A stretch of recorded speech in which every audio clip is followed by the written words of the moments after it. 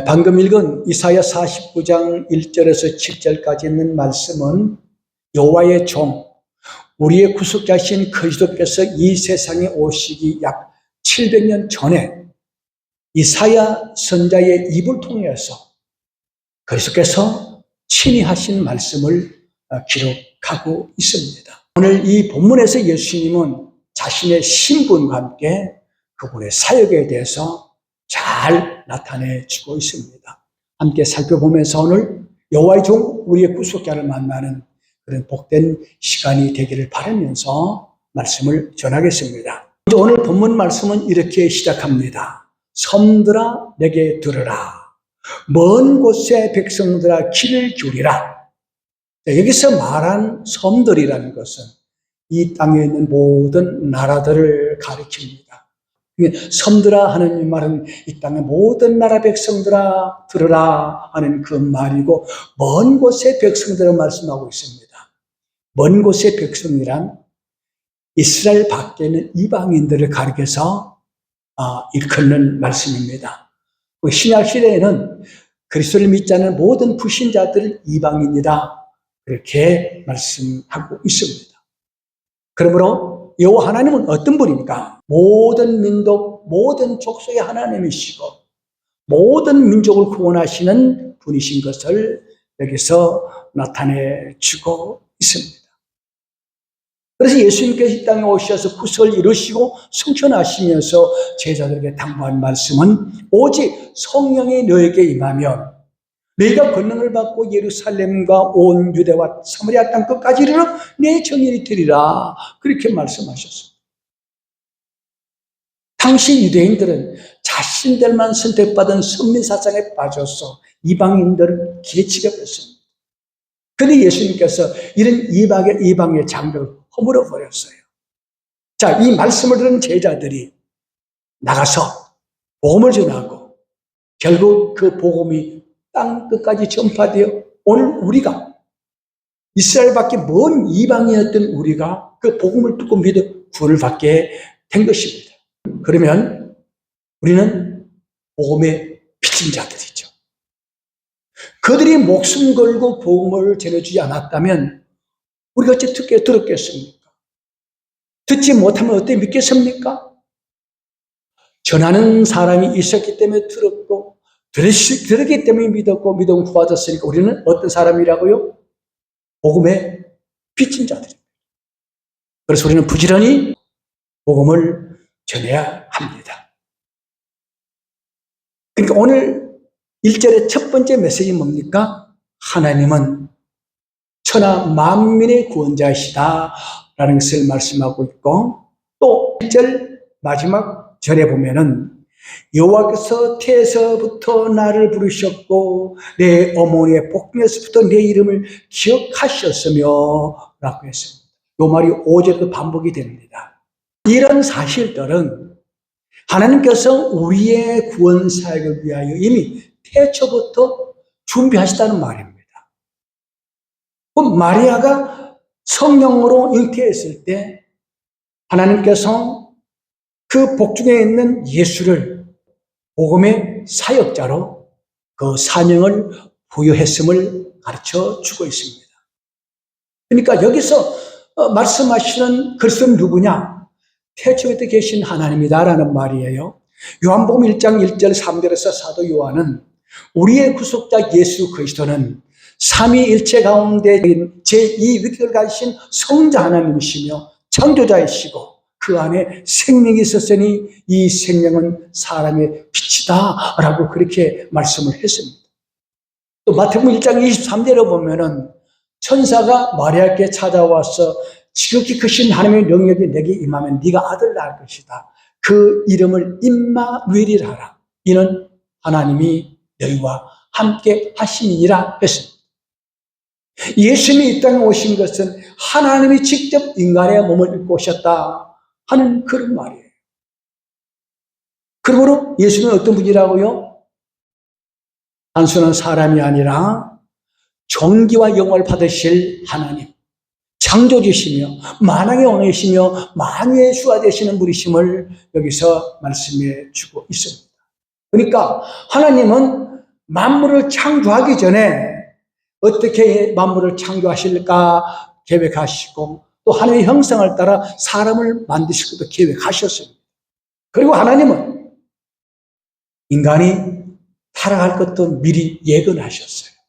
그래서 인간이 타락하면 인류를 구원하기 위해서 성자 예수 그리스도를 구속자로 보내기로 작정을 하실 겁니다. 준비를 하시단 말이에요.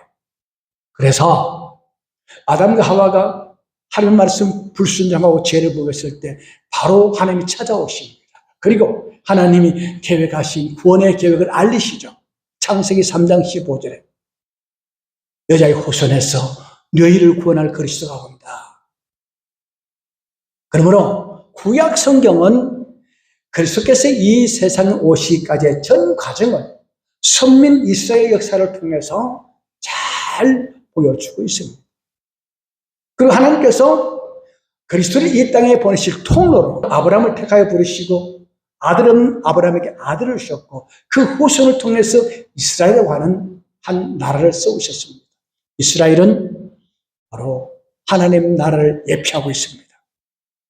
그리고 당시 이스라엘에게 부여된 사명은 무슨 사명이냐 하면은 장차 여호와의 종으로 오실 우리의 구속자 예수 그리스도를 세상 만민에게 전할 사명자를 세우시는 거예요. 그래서 여호와께서 너는 나의 증인이다 라고 했어요. 오늘 본문에서도 그리스도께서 이스라엘 백성들에게 당신께서 오셔서 인류를 구원하실 것을 알리시면서 이제 너희는 세상 사람들에게 그리스도가 오신다. 그 오면은 세상을 구원하신다는 이 복음을 전하라고 그들을 부르셨고 지금 이 사명을 부여하고 계시는 것입니다. 근데 아주 놀라운 것이 한 가지 있습니다. 인류의 구원을 창세 전에 계획하실 뿐만 아니라 저와 여러분을 구원하실 것도 창세 전에 이미 작정하셨다는 거예요. 우리가 태어나기 전에 벌써 이 만민 가운데 누구를 구원하실 것임을 하나님이 다 예정하셨어요. 택하셨어요. 5절 후반에 보면 이런 말씀이 있습니다. 야곱은 그에게로 돌아오게 하시는 이시니, 여러분 야곱은 타락한 죄인의 모습을 상징해 주고 있습니다. 그러니까 하나님께서 이스라엘에 가서 야곱아 할 때는 이 죄인들아 하는 말이에요. 그런데 야곱을 선택하시고 부르시고 보내신 겁니다. 언제? 야곱의 어머니 르브가가 임신을 했어요. 쌍둥이를 임신했습니다. 하나님께서 르브가에게 말씀하시기를 네 복 중에 두 민족이 있구나. 먼저 나온 자가 나중 나온 자를 섬길 것이다. 그러니까 나중에 태어날 야곱을 선택했다는 것을 말씀해 주셨습니다. 그 태어나고 보니까 에서보다 야곱이 더 못된 놈이에요. 교만하고 이기적이고 아주 간교하고 쏘기고, 이 야곱이 타락한 우리 인간을 그대로 보여주고 있습니다.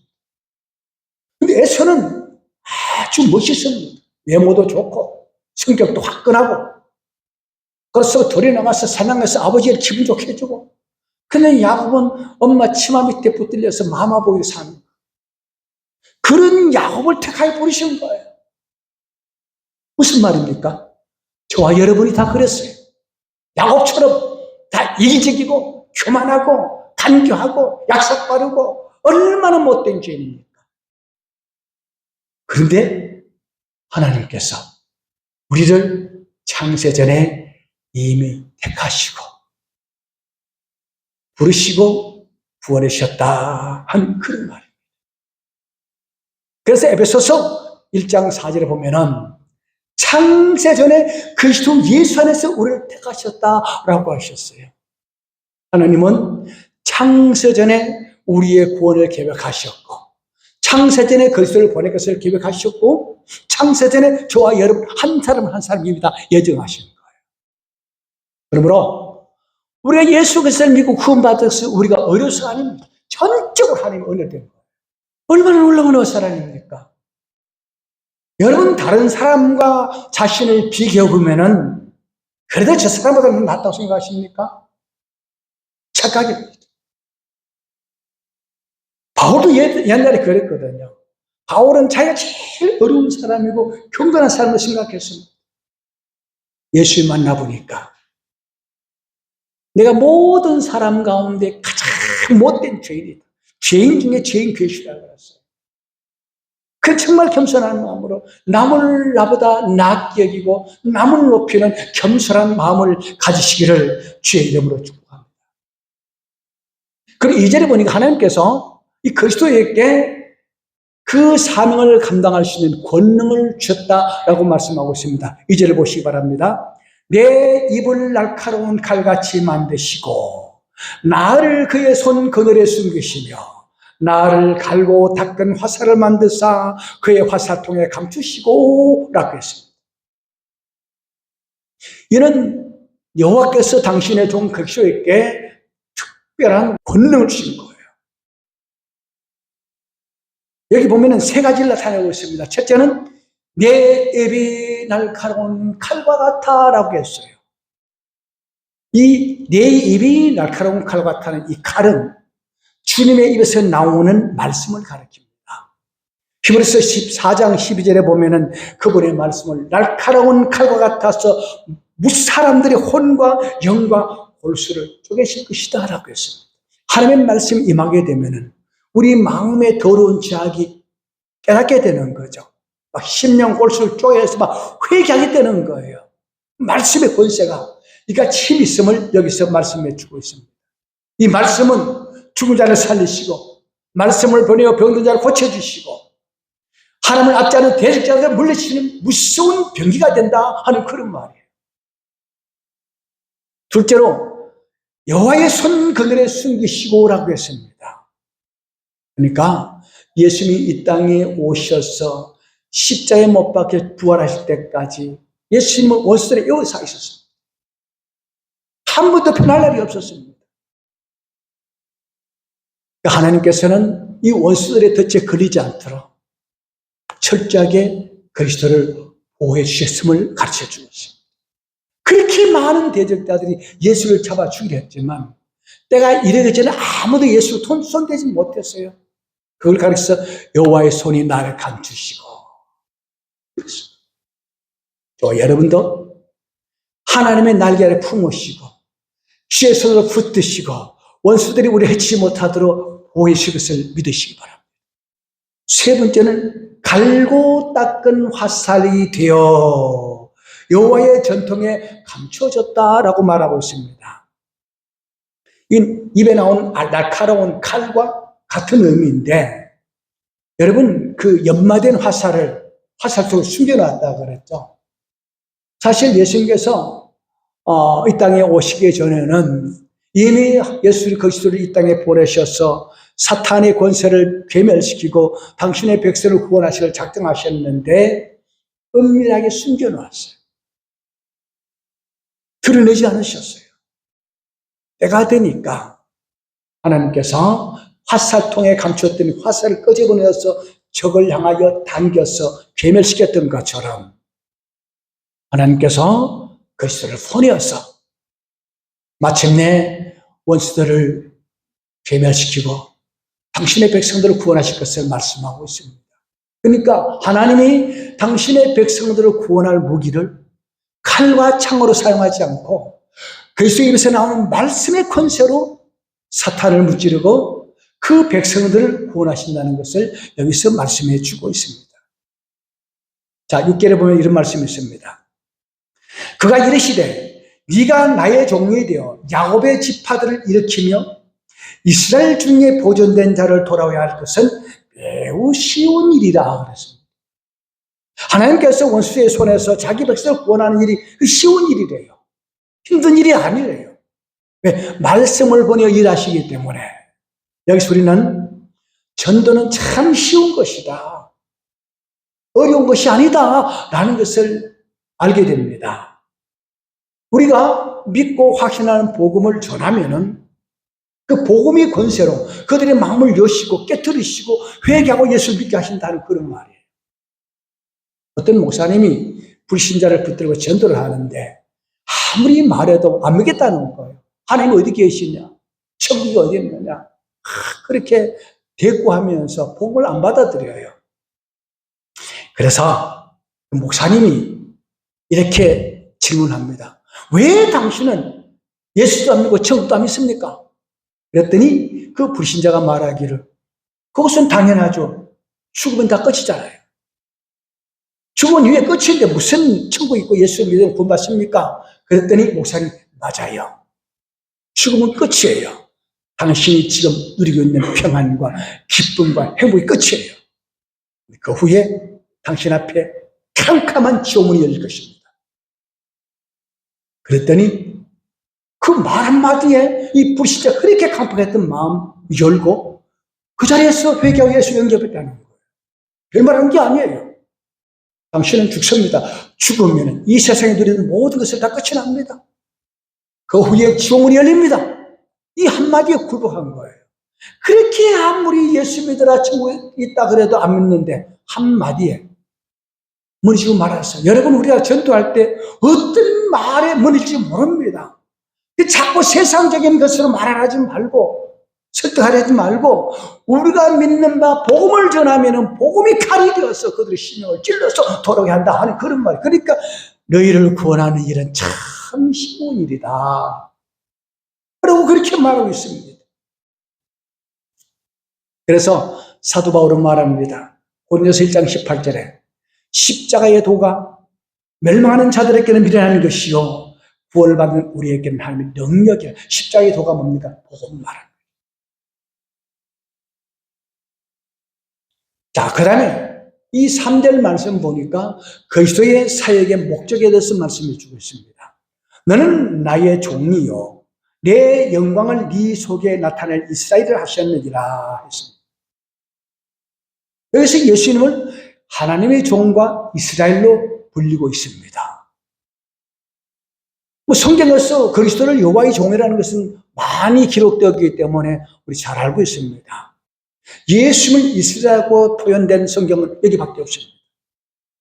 그럼 왜 오실 그리스도를 이스라엘로 부르고 있습니까?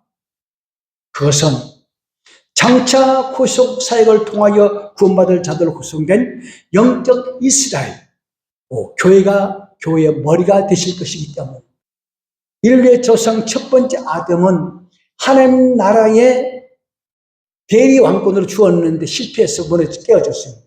두 번째 아담인 예수님께서 오셔서 사탄의 권세를 괴멸시키고 사탄의 휘하에 있는 우리를 구원하시고 구원받은 우리 성도들을 통해서 하나님 나라를 세우기 위해서 오셨기 때문에 그분은 이스라엘, 하나님 나라가 머리가 되시니까 예수는 곧 이스라엘이다 라고 그렇게 불리고 있습니다.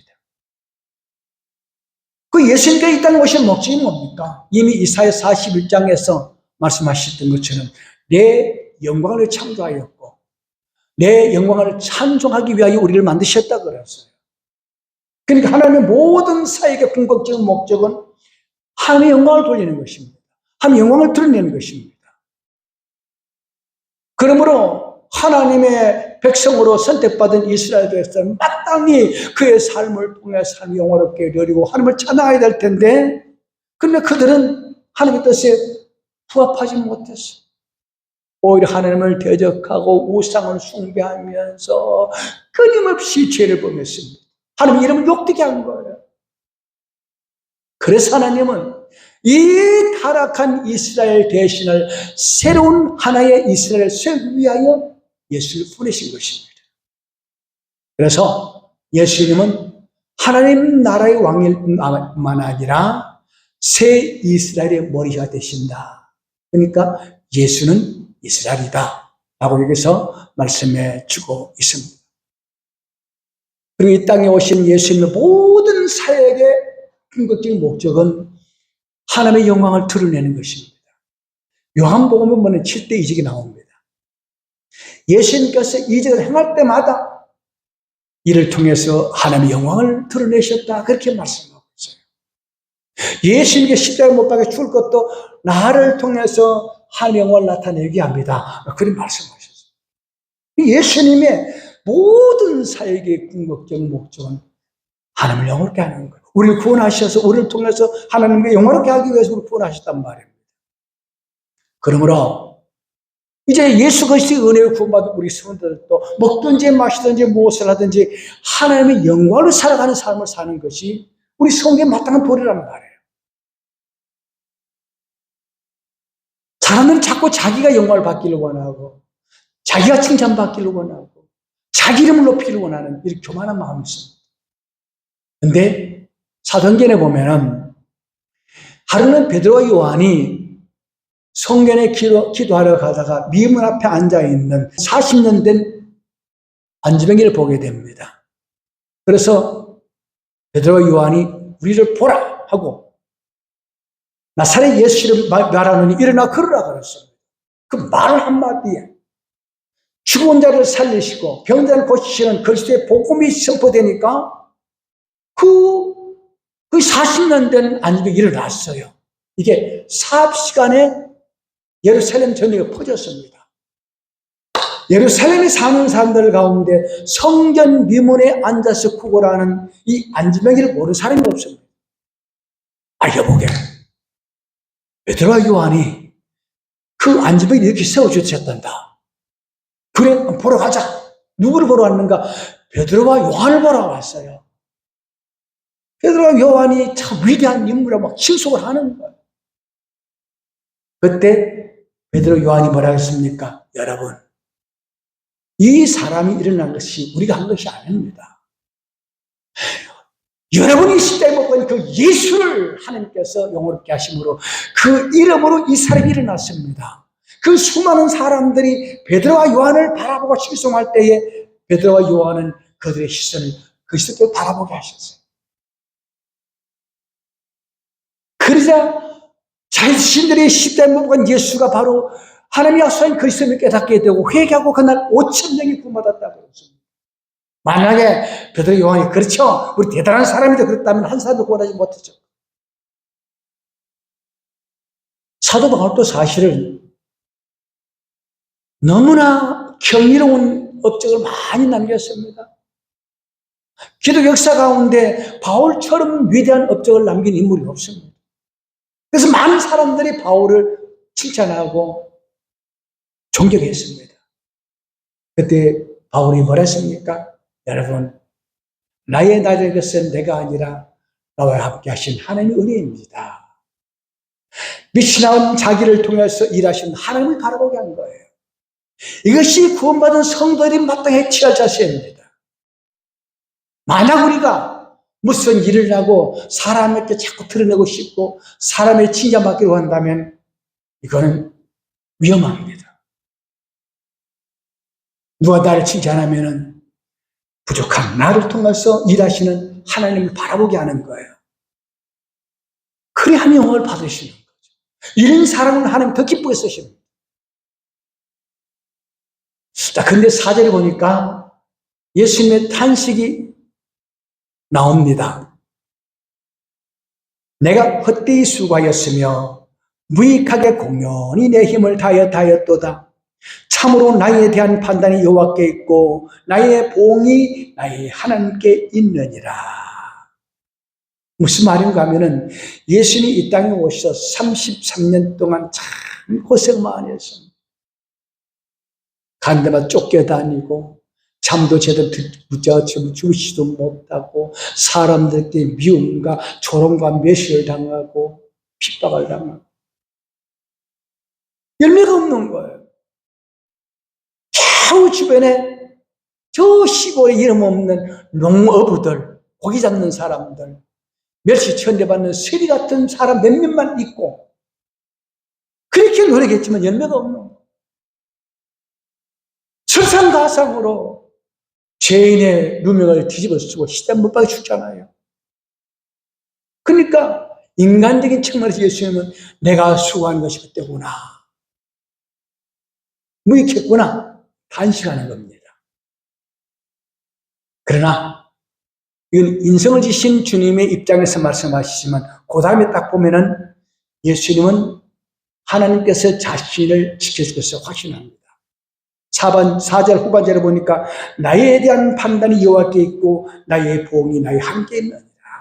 내가 지금은 내 수고했던 것 같지만 반드시 하나님 나를 이기게 하실 것이다. 나는 승리한다. 그런 의미로 말씀해 주고 있습니다. 사실 예수님께서 십자가에서 엘리 엘리 라마 사박다니, 아버지여 아버지 어찌 나를 보시나 할 때에 하나님 외면하셨죠. 십자가에 죽으셨습니다. 무덤에 장사되셨습니다. 끝난 것 아니에요? 그 시대에 사는 모든 사람들이 예수를 끝났다 생각했습니다. 3일간 무덤 속에 갇혀 있었습니다. 그러나 그게 끝이 아니었습니다. 하나님은 3일 만에 예수님을 죽은 자 가운데서 다시 살아나게 하셨습니다. 자신을 십자가에 못 박았던 사탄의 머리를 상하게 하시고 그 사탄의 앞에 있는 우리들을 구원해내셨습니다. 그리고 그 모든 이름을 높여서 모든 무릎을 그리스도에게 꿇게 하셨다, 그렇게 말씀하고 있어요. 7절에 보면은 백성에게 미움을 받는 자, 관원들에게 종이 된 자에게 이같이 이르시되 왕들이 보고 이르으며 관들이 경가리니. 예수를 핍박했던 죄인들, 예수를 십자가에 못 박았던 모든 관원들이 그 예수의 무릎을 꿇게 하신다 하는 그런 말씀입니다. 그러니까 예수의 희생은 결국 헛된 고생이 아니었어요.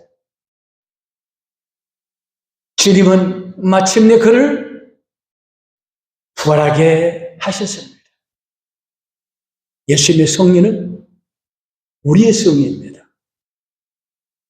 우리가 핍박을 당하지만, 또는 세상 어려움을 당하지만, 그러나 궁극적으로 우리에게는 승리가 보장되어 있습니다. 여러분, 사드락과 메삭과 아벳느고 다니엘을 보십시오. 다니엘이 믿음을 지키려고 하다가 사자골수에 던짐받았습니다. 끝은 안 갔죠? 끝이 나지 않았어요. 하나님이 사자골수에 찾아가셔서 다니엘을 건져주셨습니다. 사드락과 메삭과 아벳느고가 믿음을 지키려고 우상 숭배를 거부하다가 풀물 속에 던짐받았어요. 끝난 거 아닙니까? 끝난 게 아니에요. 하나님이 물 속에 들어가셔서 이 세 친구를 구원해 주셨습니다. 그러므로 사망 권세에 이기시고 부활하신 예수를 마음에 품고 사는 사람은 반드시 승리할 줄을 믿으시기 바랍니다. 고린도서 4장 8절 9절에 사도 바울은 말합니다. 우리가 사방으로 우겨 삼을 당하여도 쌓이지 아니하며 답답한 일을 당하여도 낙심하지 아니하며 박해를 당하여도 버림받지 아니하며 극구리 때림을 당하여도 망하지 아니하니 우리가 이 질그릇의 보배를 담았다. 말씀을 정리합니다. 예수 그리스도는 창세 전에 우리를 구원하셔서 준비된 여호와이고, 그분은 말씀으로 사탄의 권세를 무찌르고 그에서 앞서다간 우리들을 구원해 내셨습니다. 이 복음은 천한 만민이 되어야 될 복된 말씀입니다. 그러므로 우리는 먼저 구원받은 자로서, 복음에 비친 자로서 천한 만민의 복음을 전하는 이 삶을 감당하기 위해서 열심히 기도하고 전도하고 선교하고 그렇게 하는 것이 우리의 사명입니다. 그리고 때로는 전도할지라도 예수님이 그렇게 수고했는데 헛되이 수고한 것처럼 단식했던 것처럼, 참 전도 열매가 바로 맺는다면 얼마나 좋습니까? 아까 전도를 쉽다 그랬는데 힘을 하는 것이 아니고 쉬운 건 맞아요. 그런데 아무리 전도해도 열매가 없단 말이에요. 그러나 씨를 뿌려놓으면 때가 되면 열매가 맺힐 줄 믿으시기 바랍니다. 시편 126편 5절과 6절에 보니까 눈물을 흘리며 씨를 뿌리는 자는 기쁨으로 거두리로다. 울며 씨를 뿌리러 나가는 자는 반드시 기쁨으로 그 곡식단을 가지고 돌아오리라 했습니다. 우리 모두 부활하신 승리하신 예수님 마음을 품고 사는 우리들도 우리 입술에 복음의 권세를 주셨어요.